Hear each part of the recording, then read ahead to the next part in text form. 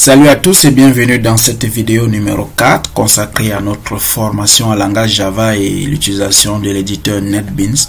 Nous sommes donc à la 4e vidéo de notre formation dans laquelle nous allons parler des opérateurs. Nous allons utiliser les opérateurs en langage Java et nous allons commencer par utiliser les opérateurs arithmétiques. Je vais commencer par effacer tout ce que nous avons eu à faire ici. Et tout juste ici en haut, je vais vous parler un peu de ces opérateurs. Quand on parle des opérateurs, c'est simplement ces éléments que vous avez l'habitude de travailler avec au niveau de vos calculs. Nous avons déjà utilisé un opérateur ici qu'on appelait l'opérateur d'affectation. C'était simplement l'égalité. L'opérateur d'affectation, c'est l'égalité. Donc ça, c'est l'affectation. Voilà, l'affectation, c'est simplement de donner une valeur à une variable. Donc, on met le nom de la variable, comme on dit type variable, non variable, après valeur. C'est ainsi qu'on fait une affectation d'une valeur à une variable. Donc, le type de la variable, le nom et la valeur. Ça, c'est juste un rappel parce que le langage Java est un langage fortement typé.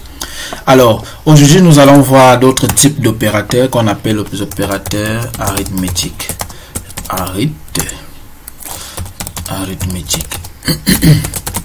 Les opérateurs arithmétiques sont donc tous ces opérateurs que vous avez l'habitude d'utiliser depuis l'école primaire. Donc, nous avons l'opérateur d'addition qui est le plus. Addition, c'est simple, vous connaissez déjà. On a la soustraction. On a la multiplication. Ici, la multiplication, c'est l'étoile. Donc, l'étoile, c'est la multiplication. Voilà, multiplication, vous comprenez. Et puis, nous avons aussi la division. On a la division. Voilà. Après la division, nous avons un autre opérateur qui retourne le reste de la division entière. C'est le modulo. Ça, c'est le modulo. Voilà, ça retourne le reste de la division entière. D'accord, voici donc les opérateurs arithmétiques.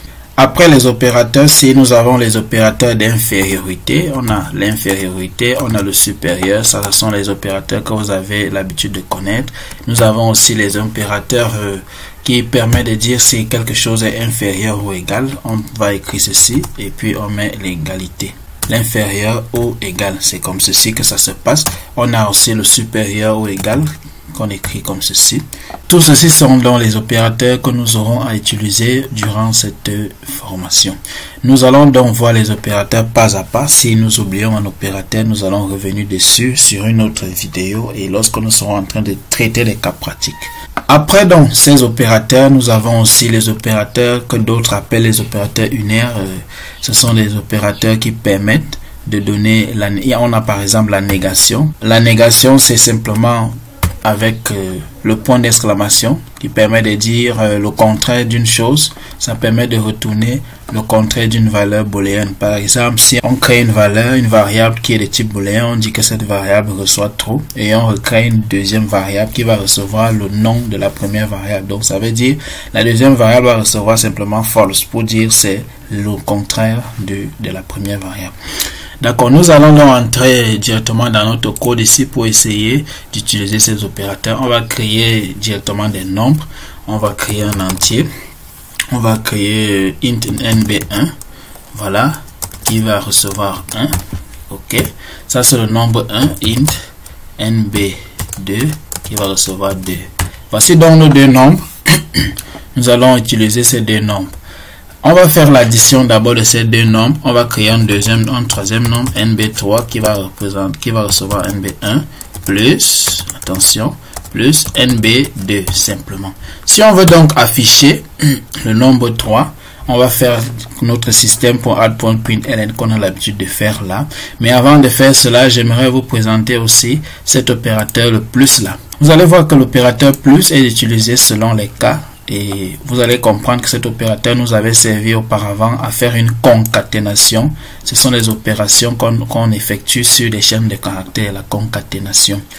Et aujourd'hui, cet opérateur aussi nous permet de faire une addition. Vous allez encore voir cet opérateur qui va permettre de faire une incrémentation plus tard. C'est ce que nous allons voir aussi durant cette vidéo. Essayons donc de faire un système. Voilà. Système.out.println. Voilà. on fait un point println, on va écrire le nombre 3. Le nombre 3 est, voilà, 2 points. Et si on met plus NB3, simplement, pour afficher le nombre 3, vous pouvez exécuter votre code ici. Voilà, vous allez voir le nombre 3 est 3. Pourquoi on trouve 3? Tout simplement parce que nombre 1 c'était 1, nombre 2 c'était 2. On va faire l'addition. 1 plus 2, ça donne 3. C'est ce que ça donne tout simplement. Nous allons donc aussi utiliser, on va créer un autre entier ici, int nb4, qui va recevoir, n'est-ce pas, nb3 divisé par nb1. Voilà. Le nombre 3 divisé, attention, ici c'est nb3 divisé par nombre 1. Voilà, vous devez déjà imaginer le résultat que ça doit donner, parce que si on fait, si le nombre 4 va recevoir le nombre 3 qui est déjà 3 divisé par 1, qui est le nombre 1, ça va toujours donner 3. Donc ici, si on essaye de dire le nombre 4 est, ici on met 4, essayez d'exécuter, vous voyez ce que ça donne. Vous allez voir que le nombre 4 est 3, parce que c'est simplement 3 divisé par 1. C'est pourquoi nous trouvons ce nombre-là. C'est simple. Vous allez donc tester tout ceci avec les autres opérateurs, l'addition, la soustraction, la multiplication. Essayons de faire aussi une multiplication. On va dire nombre 4 va recevoir plutôt nombre 3 étoile nombre 1 plus NB2 étoile 2. Voilà, ça c'est un calcul un peu complexe. Donc, qu'est-ce qui se passe? Il y a aussi l'ordre de priorité qu'il faut respecter. C'est-à-dire que dans les ordres de priorité, nous avons d'abord cet opérateur qui passe avant l'addition. Donc, on va d'abord faire partout où il y a l'opérateur de multiplication, c'est ce qui va se passer avant de faire le calcul où on retrouve l'opérateur d'addition. Il y a aussi les parenthèses. Essayons donc de valider pour voir ce que ça donne. Vous allez voir que le nombre 4 est 7. Pourquoi c'est 7? C'est simplement parce qu'on a NB3 qui est à 3 fois NB1 qui est 3 fois 1. Plus maintenant NB2 fois 2. NB2 fois 2 c'est quoi? 2 fois 2, 4. Donc ça va faire 3 plus 4. C'est pourquoi on retrouve 7. C'est simple à comprendre. C'est un calcul assez simple. Nous allons donc continuer cette vidéo avec autre chose. On va voir l'opérateur d'incrémentation. L'incrémentation, c'est simplement le fait d'ajouter une valeur à une variable initialisée. Ça veut dire que nous avons une variable qui a déjà un nombre initial et on va lui ajouter une valeur. On peut donc faire l'incrémentation de plusieurs manières. Je vais essayer de faire ici incrémentation. L'incrémentation. L'incrémentation, comment on fait l'incrémentation? Ça veut dire on peut faire l'incrémentation avec ceci. On peut mettre plus pour faire l'incrémentation. On peut aussi faire plus égal. Attention, plus égal pour l'incrémentation. On peut aussi faire le égal plus. Mais il y a une différence entre égal plus et plus égal. Vous allez comprendre ça si vous faites assez de tests. Voilà. Et ça va permettre simplement d'ajouter une valeur à une variable qui a déjà une valeur initiale. Prenons donc le cas de nombre 1 qui est 1. On va ici dire NB1 plus simplement. Et ici, on va faire un système.out. On va copier ceci. On dit le nombre 1 après incrémentation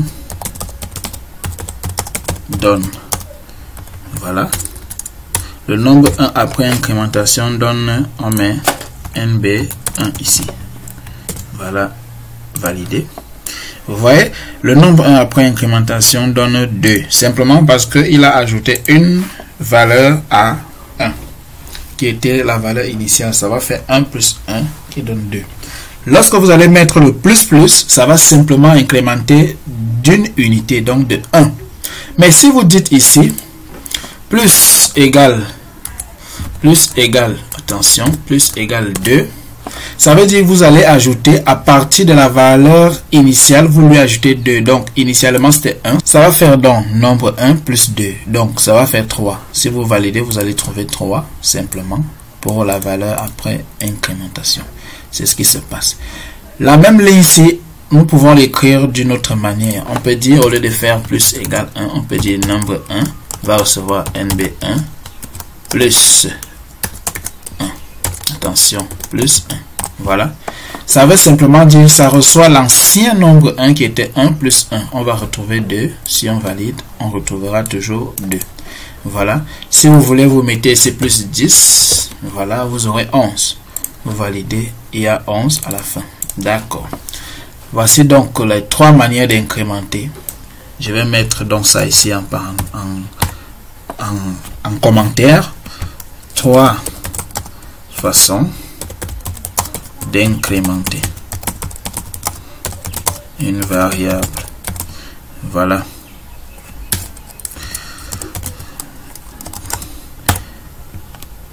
On peut dire NB1. Attention, NB1 plus.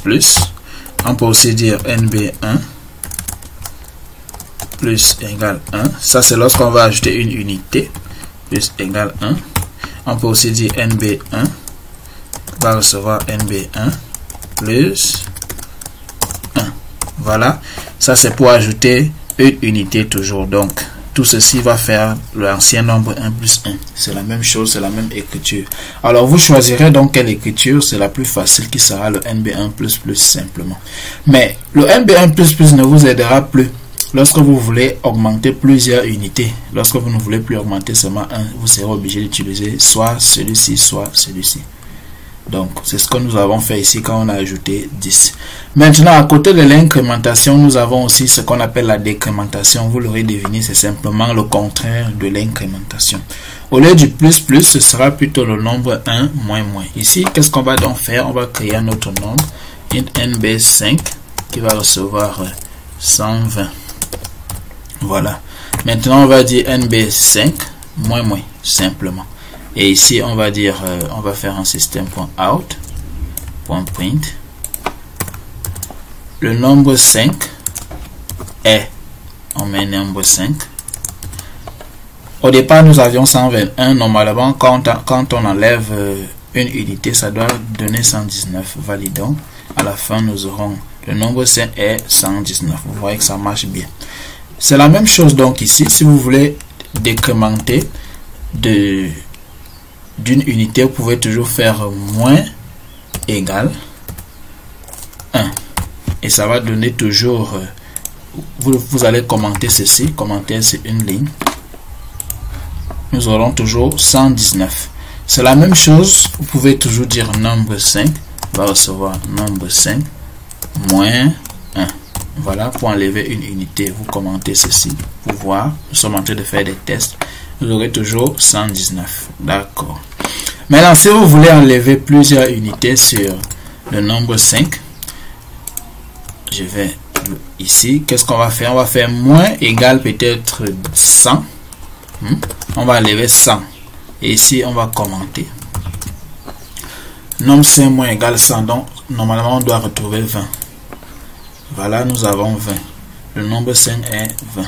Donc, vous l'aurez deviné, la décrémentation enlève et l'incrémentation ajoute, tout simplement. Il y a donc trois façons d'incrémenter ou de décrémenter. C'est ce que vous avez vu que nous venons de faire là dans de très bonnes conditions.